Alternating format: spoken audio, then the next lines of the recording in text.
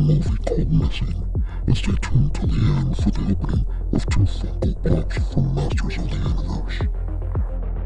These are the adventures of little Bambino. Hey yo.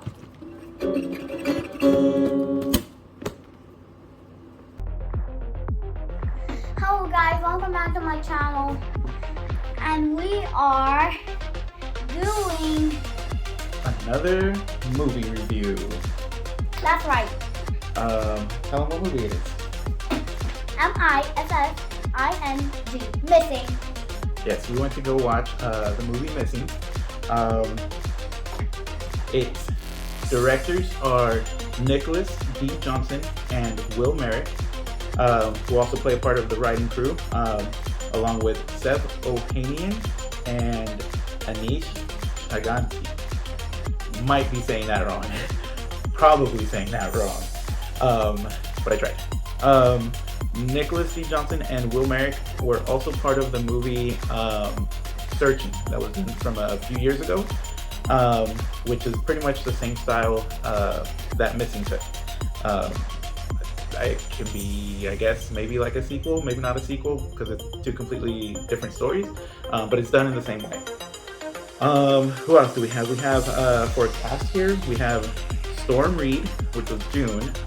She's pretty much the main girl in the story, along with Nia Long, who plays Grace, which is June's mom, and Ken Loon, who plays Kevin, which is Grace's boyfriend.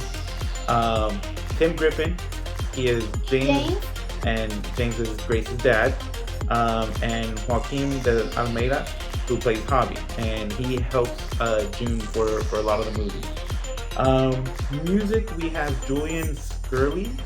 I don't quite remember very much of the music, but they did do a lot of, like, in the beginning there's like this party scene or just party culture, and you can get the party music through there. And I think the rest, there was a little bit of tense music going on, if I remember correctly. The film editing was Austin Keeling and Ariel Zakowski. Hopefully I said that wrong. If I'm correct, I believe they deserve a lot of credit there, because of the style of the movie. It needed to be a lot of work put in the editing room to make it smooth, to make it flow, because of how it's all taken place through June's technology. That's how we follow the story. Okay, so a little bit about the story. It is about June, like I said. Her and her mom, you can tell right off the bat, they don't have the best relationship. But it seems like they are somewhat tight because it's just been them, as June's dad had died when she was younger. There is a point where June is supposed to wait and pick up her mom and her mom's boyfriend Kevin from the airport after they go on this vacation where Kevin, I believe, is supposed to propose to her. But while she's waiting for them, they never arrive. So she starts to panic. What's going on? Where's my mom? She starts to reach out to people that she knows, and no one knows anything. So she has to resort to all the technology she has to try to figure out where her mom is. The story itself has many twists and turns throughout the story, but they all make sense once you get to the end. Everything pretty much aligns, and you're like, okay, I see what they were doing there, and I think it was really well done. Before we get into any other things that we think of, we're gonna do snack time, break time. Alright, so we did go watch this at our AMC movie theater. And for snacks, this time we had our normal kids combo, which was a small fountain drink, and a normal popcorn. a small popcorn, Yeah. and a candy. Which candy did we get? Nerds gummies. Nerd gummies. Well, Those. I noticed that the gummies are inside of the Nerds gummy. Yeah, so the Yeah. gummy is It's surrounded like- by the Nerds candy. Yeah, it's like red. Yeah, they're super good. I love those. Those are some of my favorite candies. Me too. Yeah. And then we also got a large drink for me. And for me. And then at the end we get our usual ices. Mine was cherry and blue raspberry flavor.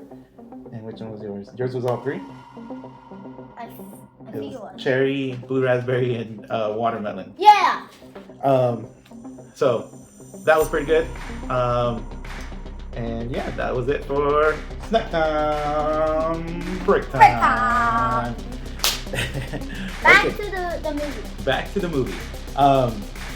We will be going over what actually happened in the movie just a little bit later, but we will let you know when those spoiler alerts will be there, so that way you can stop watching the movie.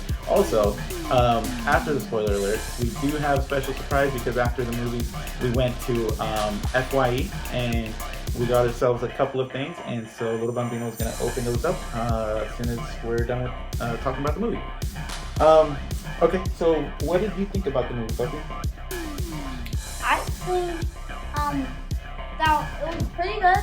The end was much even sad. It was a little bit sad. Yeah. But June was actually watching an episode. Don't say that part. Don't say what happened. Remember, that's for the end.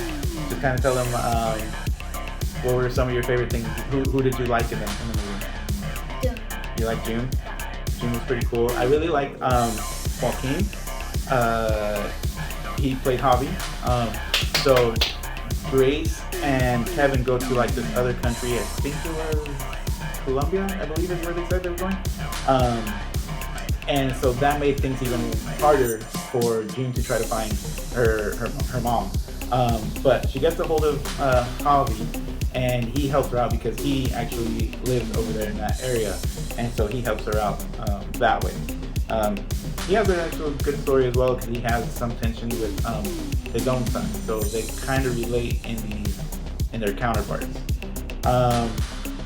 It has some good stuff there in the movie. It keeps you entertained, it keeps you guessing what was actually going on. For a minute I thought it was one person that set the whole thing up. I was completely wrong with that. And then there's a few other characters you're like, okay, this person did something. So it keeps you guessing. It's pretty good in that way. So I rate it. Wait, what do you rate it?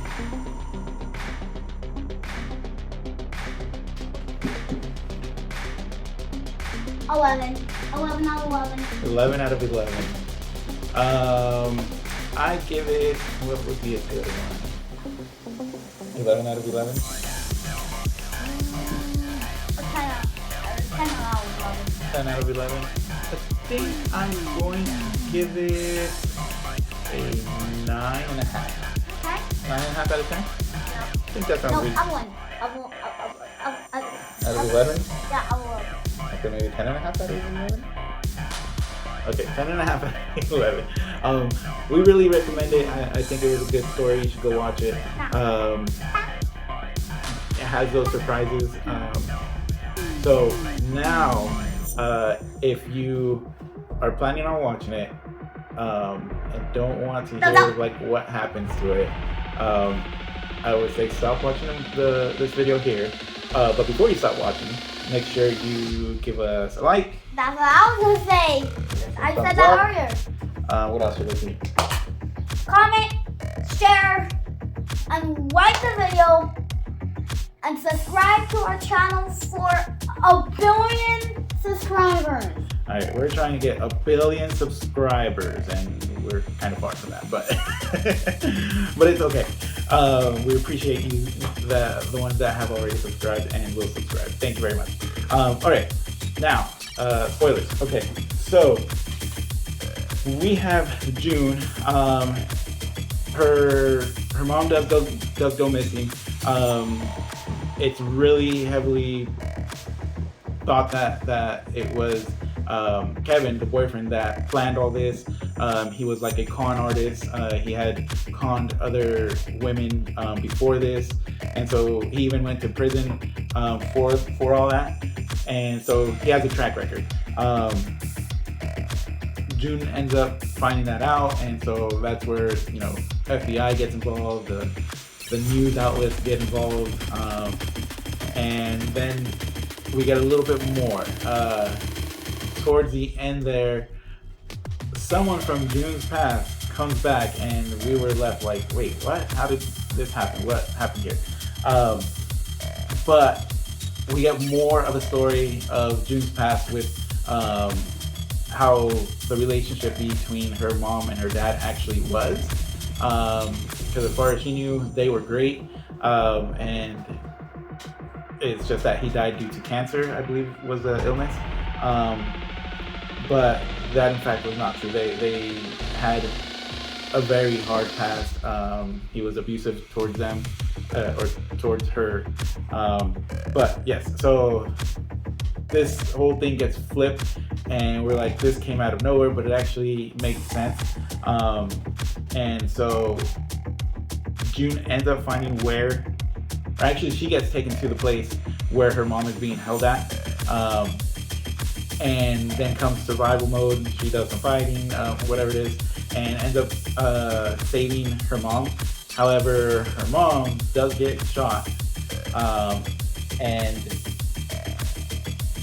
she is, but she actually becomes a savior in there, and kills the main bad guy. What Little Bambino was saying is that at the end, you're not like able to see, oh, how did all this happen, or how did it go down? Did they survive or not? Except for a shot of I think it's like a YouTube series, right? She was watching an episode from a YouTube series. So I guess that YouTube series gets things that really happen, so it's based on true stories, and then they do their own dramatization. And so then that's where she was watching that. She's like, where did they come up with this stuff? Like all these extra things, or how did they make it so dramatic? Which was kind of funny. But so that is kind of how it goes down towards the end. Again, the twist, they all might be like a little far-fetched, right? A little stretched out, but they're actually pretty good. And you do hear stories that happen like this. So all very plausible. Okay, so that was it for the movie. Little Bambino's gonna get a couple things now that he wants to show you guys.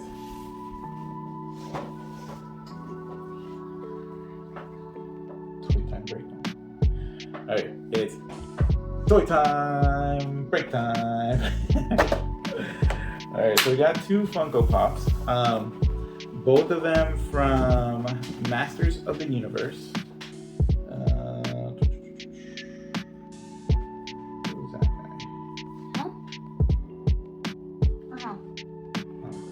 So we have Leech and Clamp Champ. Which one are you gonna open? Or do you want to open both of them?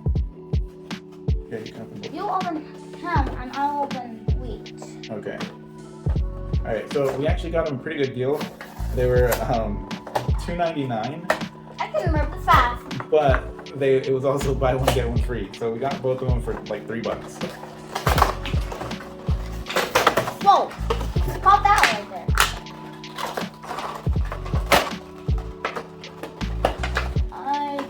Wait. Some help?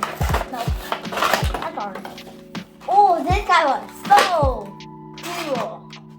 Look at him, guys. Oh, he looks so shiny. He's so shiny. Yeah. His name is Leech. Yeah, Leech. He kind of reminds me of like Siren Head. How? I don't know, that front part. Okay. Alright, pretty cool. We got Clamp Champ And Leech. and Leech. Oh, wait. I noticed there's... What'd you notice? He has like a bow and arrow, I think. Oh yeah, And he's like got a blaster. a blaster and like a clamper or something. I don't know. Cool. Alright, so yeah. awesome Funko Pops to add to the collection, which isn't really like a collection because Bambino plays with all of them, and so sometimes they break, and so yeah, not really collectibles. But Bambino has fun with them, right? There you go. All right, that's gonna do it for us.